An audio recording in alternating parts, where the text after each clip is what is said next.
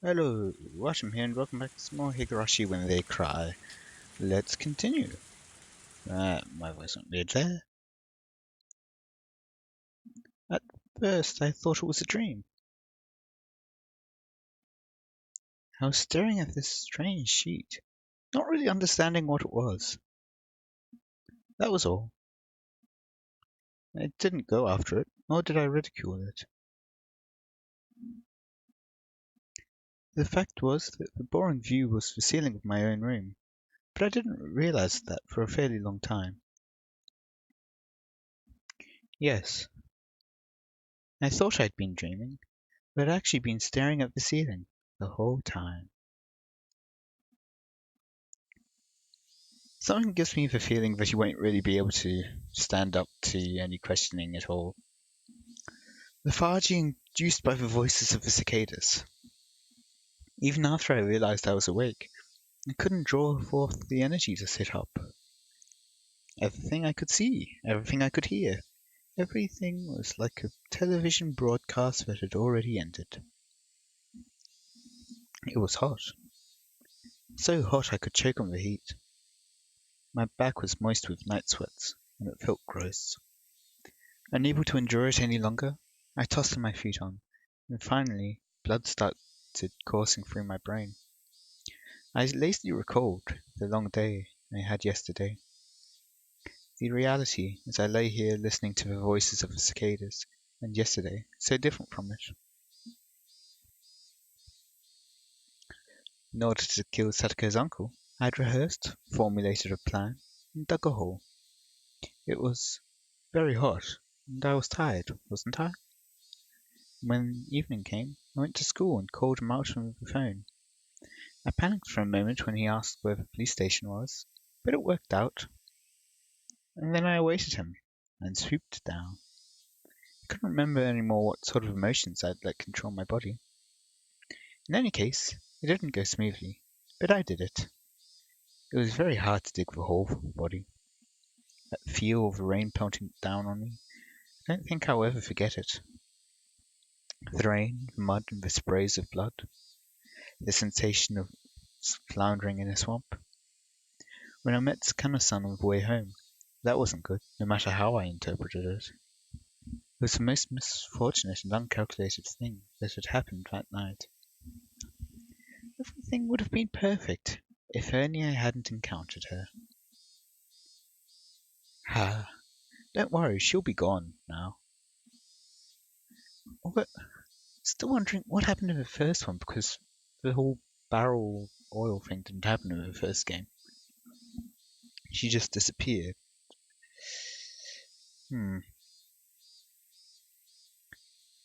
did I read that last one? I was just riding my bike with my shovel in one hand through the downpour, utterly soaked. There was no way someone could surmise I was a murderer burying a body just from that information. I mean, people go around carrying shovels all the time, digging holes in the rain. Yeah. Now that I was thinking calmly, napping under the morning sun, that's what I thought. Still, the more I think about Takano-san's eyes, it seemed like she understood. Takano-san, she knew that I'd killed someone, buried them, and that I'd been on my way home, exhausted. You know, no work out like a spot of murder. Takano-san wouldn't gain anything from sending me out to the police. That didn't mean I could feel at ease. 殺しとくんだった。Oh dear. I'd crossed such a bridge to get my tranquil life back, and I'd finally achieved it as a result. But now, for the rest of my life, for all the tranquil days starting today, I'd have to live in fear of when they could suddenly end. I may have twisted my ankle, died from total exhaustion. The fact that I couldn't make the snap judgment I needed to, I regretted it more and more as time went on. Uh, Even with retrospect, with hindsight, rather, uh, I think it's better that he didn't kill her, because how was he going to hide the body in any way? And the car? You didn't have a choice, Keiichi, my brother. You didn't have any choice at the time. You were tired. You were a mess. Even if you'd made the decision, you might not have even been able to kill her. She might have just beaten you instead. In that sense, parting ways uneventfully could have been the safer option. No matter how sharp Takano-san's intuition was, she had no proof. Her suspecting me didn't amount to evidence by itself. 理屈じゃわかってるさ。でも、だからって何の心配もないってわけじゃないだろう。Just worry about it when the time comes. Now isn't the time to be worrying. It's the time to be smiling, right? You accomplished so much just to gain a new life starting today, didn't you? Then you should be happy at this new morning. If remembering the past is too hard for you, then just consider everything up to yesterday as having never happened. You said so yourself. You'd bury it all like it never happened. But maybe don't seem that way until news is spread, I'd say. Well, your wish came true.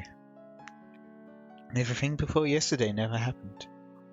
So be happy, Keiichi Maibara. わーい。 He sounds so happy. So very happy with that. Yay. I stuck up my hands lazily. It felt a little silly for me to be the one doing it. I heaved a sigh from deep in my belly. That sigh got my lungs moving. It felt like I hadn't been breathing until just now. It wasn't enough to admonish myself over. All the dice that could be thrown had already had been, rather, and the numbers that turned up weren't bad at all. If I lost with those numbers, then I'd just have to give up, I guess. I grabbed the chest of my pajamas and flapped it back and forth. Cool air flowed over my sweating body. Okay. Nothing before yesterday happened. Nothing. Nothing at all. I'd forget it all. Yesterday was all a dream. What time was it? About midday? Getting myself up and going to school this late seemed kind of absurd. But I needed to go. I felt like going to school would be the first step in my peaceful new life. I didn't care how late it was, I would go. I'd go to school right now and get back to the life I had retaken as soon as I could. Is school even on the day after the festival? Well, I don't know. My lazy body immediately became lighter at the thought. I rolled up out of the futon, bounced onto my knees, then leapt upright. 10.0 I stuck out my chest with pride at my gymnast-like pose, then took a deep breath of fresh air. The brisk morning air had been gone for a while, replaced by the crisp air of summer. Downstairs, I got a stern talking to by my mother. Where were you last night? When did you get back? You need to tell me when you won't be home for dinner. Things like that. But considering the importance of what I'd accomplished yesterday, a little scolding was no problem. In fact, it even felt like the sort of thing that would happen in such a peaceful life. I listened with an irresponsible smile and stepped out into the sun high overhead. It was around the time lunch break would be ending. Everyone would probably be worrying about me. They didn't go to the festival, now I wasn't at school. Well, maybe they weren't too worried about it. Since they would have gotten a small piece of news, but a happy one from Sadako today. Would they? I'm doubting it. It won't work out the way which he wants it to. I can just tell. Yes, a small piece of news that her uncle hadn't come home last night. Sadako would probably live her days in nervous tension for a while, thinking he might still come home. But eventually, those days would end. And finally, Sadako too would realize her uncle was never coming back. And then, Yuki-chan would quietly invite her. She would say, "You can live with me again." And everything would be back to normal. Our lives would go back to how they were before that man appeared. Sadako would start wearing that extraordinary smile, complete with those protruding canines, and fool everyone with those traps she was so proud of. I'd probably be her first target out of everyone, but I wouldn't be mad. In fact, I might actually shed tears of joy at the return of something so normal. Sadako, she'd gradually grow back into that meddlesome personality of hers. I mean, my lack of useful life skills was already completely exposed. It's not going to turn out this way. They're really setting it up to not turn out this way. I wondered if I'd ever be a match for Sadako, but that would be such a pleasant thing to see too. And with such warm, fuzzy predictions, I didn't feel bad for going to school so late. In fact, I wanted to run there right now to get there as soon as I could. Instead, I decided to savor the peacefulness of just going to school like normal, without running. The world I'd obtained for myself, that gave me joy just by walking like this. Yes, the world beginning on this very day was something I had won. With that monumental feat yesterday, I would never have been able to come to school so cheerfully today. The school gate came into sight. Just then, I heard the principal ring of a bell to mark the end of lunch break.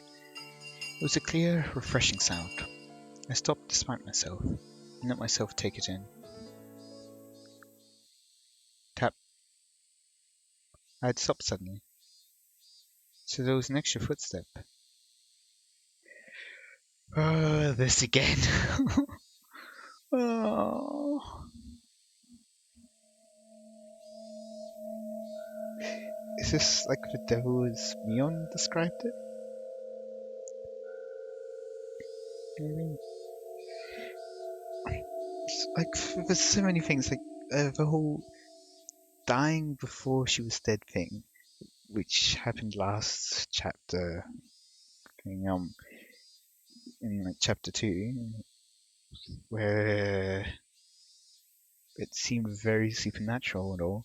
Seems to suddenly have gotten a scientific explanation, but now we've gotten something else.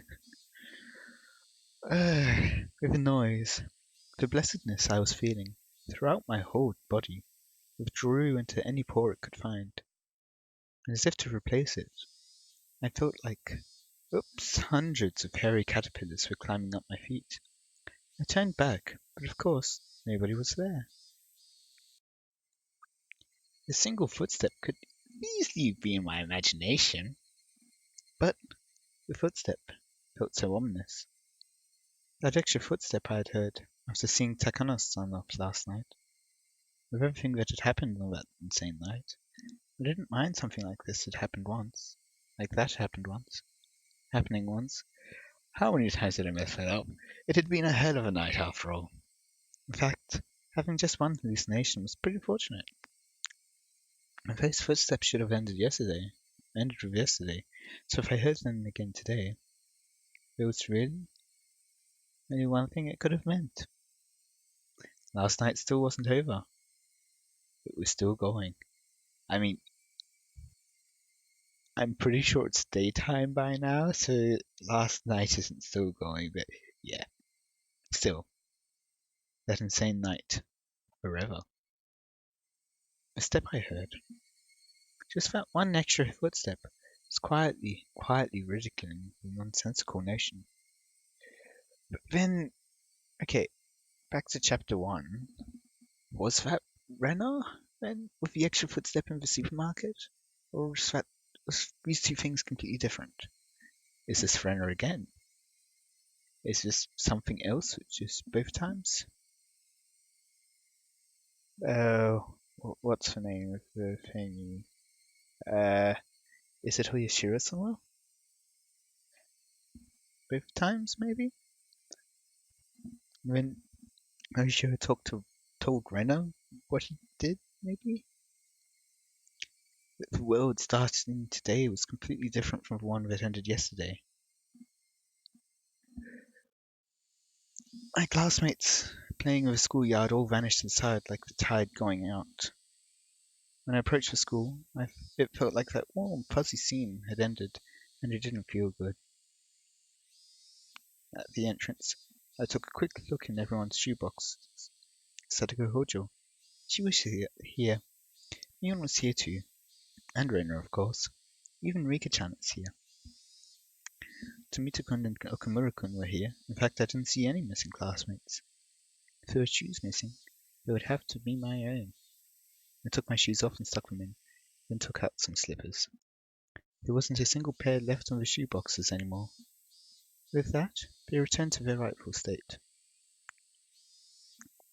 But as I stepped up onto the wooden floor, I noticed there was just one pair of slippers left. Huh? Whose? 王女サトシ Hmm. What now? Well,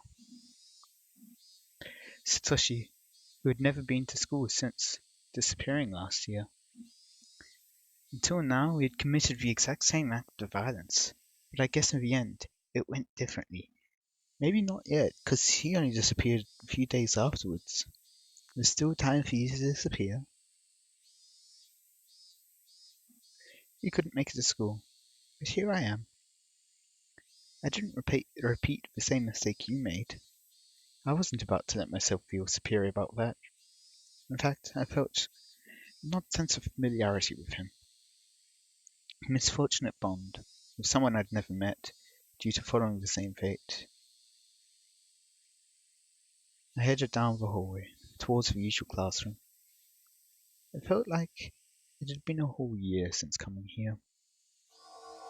Hey, did you forget Keiichi, my brother? A shovel?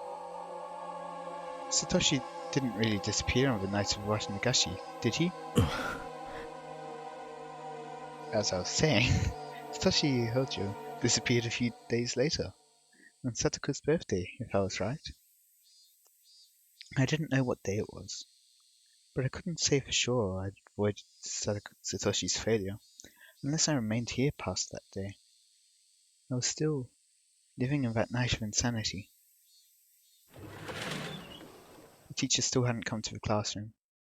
The other door clattered open, the one the teacher wouldn't use, so everyone turned at once to see who had arrived. Everyone looked pretty vacant. Suppose I'll greet them. おはよう諸君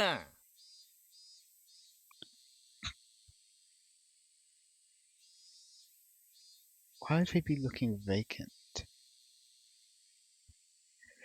I've got a bad feeling about this. 出迎えご苦労であるぞよ Silence. When I started to think I'd fallen flat, someone finally started laughing for me.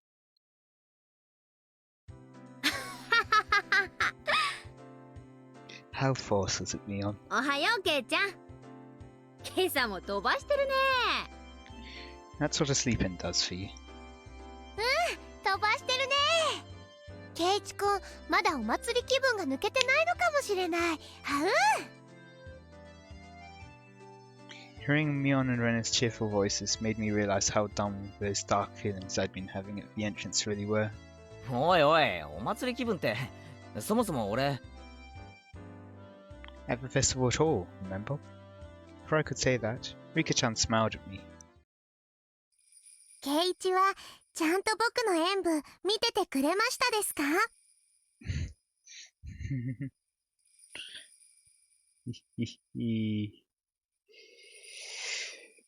What's gonna happen here? I'm kind of anxious. ちゃんと見てたよ They all know. They all know exactly what he did. And they want to cover for him. あんなにいっぱい拍手してくれてたのにリカちゃん気づかなかったのかな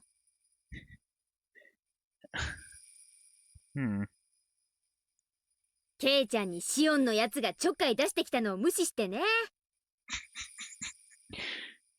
But how are they going to convince other people who saw that he wasn't there with them? はははは シオンざまあなかった Yeah, I also somewhat expected this to happen, possibly. Okay, I didn't expect it to happen.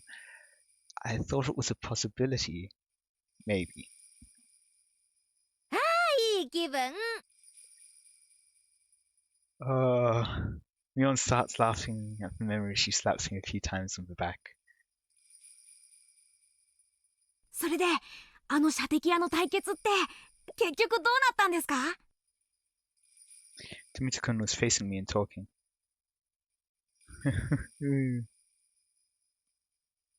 Wait.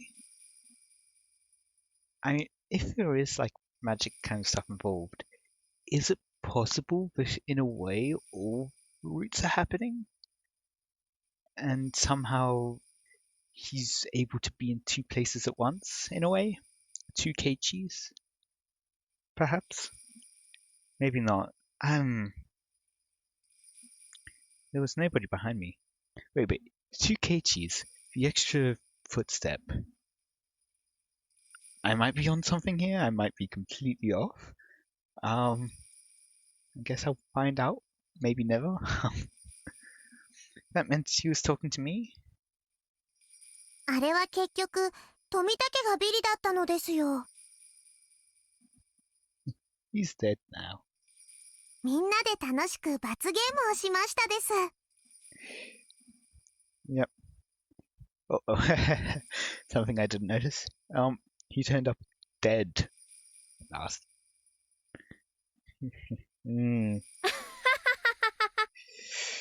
It's a bit cringy. リカちゃんも実質ビリみたいなもんだったじゃない。あそこで起死回生の大技でガムをゲットとは、さすがは我が部の部員。見事だったよ。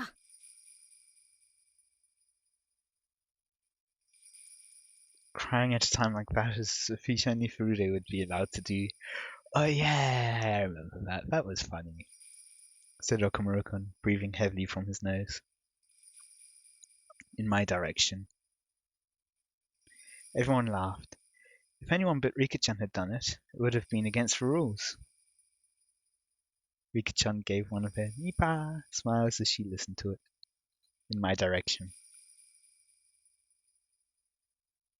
Runa too turned towards me. Turned to me. No, turned towards me. What?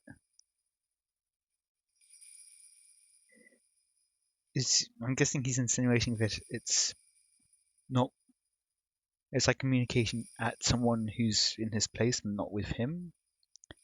And then, with a somewhat embarrassed smile, she whispered to me so only I could hear. でも、本当にありがとね、ケイチくん。もう、何がだよ。あのでっかいぬいぐるみ、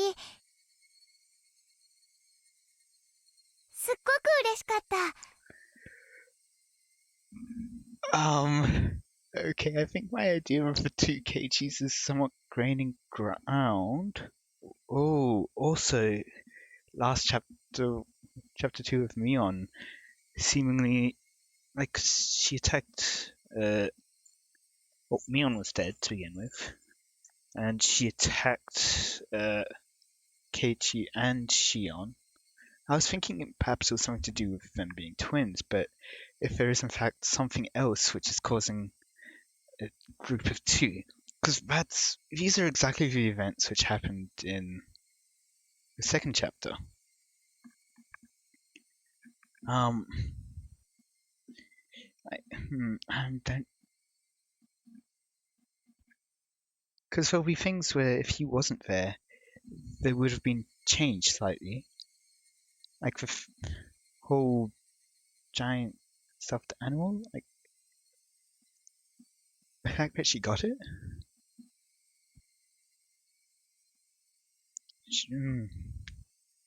Like there's things which we could make up, but only to a degree.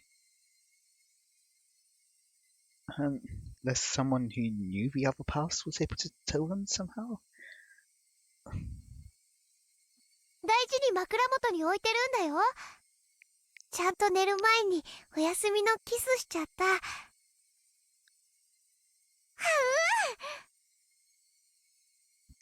The class laughed at that, cheering and jeering. I don't know what's going on anymore. This whole time, the conversation had been a little bit off. I wasn't quite getting it. ぬいぐるみがどうしたって？ど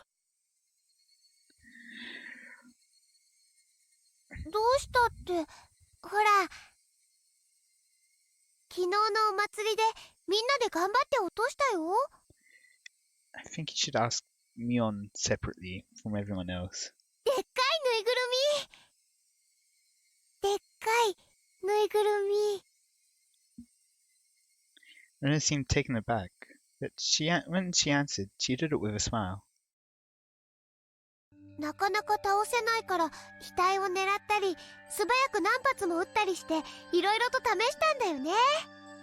それでケイチくん鉄砲を何丁もあらかじめ用意して素早く撃ってみせてくれたんだよね。 Which is exactly what you would have done if he was there. How would they have known that? Even to come up with it as a lie? Okay, there's weird stuff going on now. Weirder than murder. かっこよかった。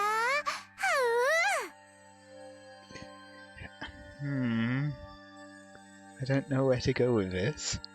Wait, who was this?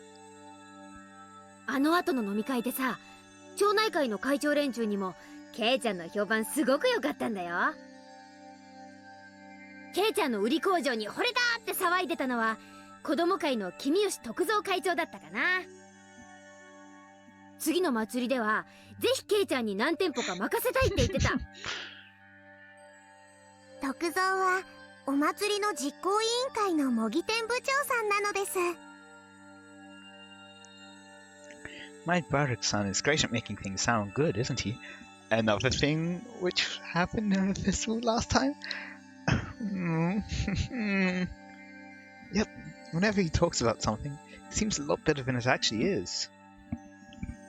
Ahaha, you can't say that. Ahahaha.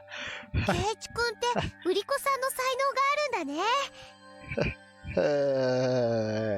きっとバナナの叩き売りとかやったら上手だと思うよ。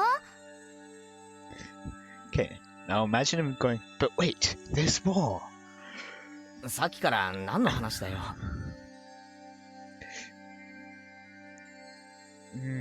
だいたい俺 Didn't go to the festival in the first place. I swallowed those words. I didn't know exactly why, but in Hinmizawa, this is what had happened. Yesterday, during the Nagashi festival, Keiichi Maibara had appeared, and he had romped about with all the usual members of his club. He made a big scene at a few of the stalls, snatched a few sticks of takoyaki and okonomiyaki in his glee, rating each of them as delicious or terrible to get everyone excited. They'd seen the gigantic stuffed animal in the target practice game. Everyone went after it. And then I got a whole bunch of cork guns, firing them in rapid succession, throwing each one away after using it.